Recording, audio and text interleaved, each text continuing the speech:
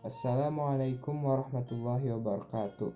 Perkenalkan, nama abdi Muhammad Arik Albiansyah Bahtiar, absen 18, kelas 10 MIPA 7. Dina kesempatan ieu, abdi bade ngadongeng salah sahiji fabel, nyaeta Peucang jeung Buaya. Wilujeng nonton.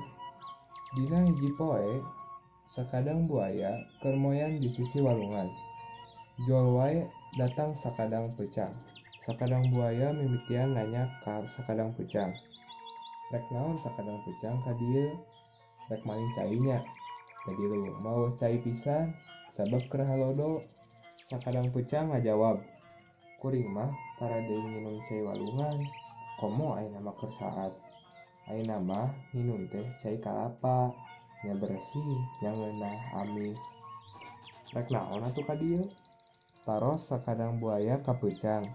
Peucang ngajawab, tadi nama rek ngalalajoan kulit sampean, sabab meuni herang pisan.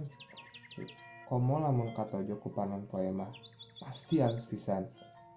Sabab eueuh pisan nu kulisna alus jiga kulit sampean. Anaha? Eta teh meuni pinuh kulit kitu meuni kotor. Sakadang buaya ngajawab, walunganna ayeuna teh keur saat euy. Jadi kuring teh bisa teteleuman pikeun ngabersihan tongkong kuring. Omong buaya teh.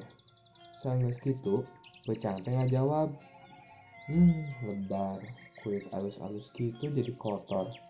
Kumaha lamun dibersihan ku kuring? Sakadang buaya ngajawab, nya syukur bae sih aya daek mah. Ngan carana kumaha? Tanya sakadang buaya ka sakadang peucang. Geus kitu, peucang teh ngajawab, kulit tongkong sampean dibersihan ku kuring, tapi caina kudu anu bersih. Eta tah di tengah aya cai nu bersih, make nu eta weh. Pek atuh geura luncat kana tonggong kaula. Jeung we sakadang peucang teh ka tonggong sakadang buaya. Geus kitu, sakadang buaya teh langsung ngojay ka tengah-tengah walungan.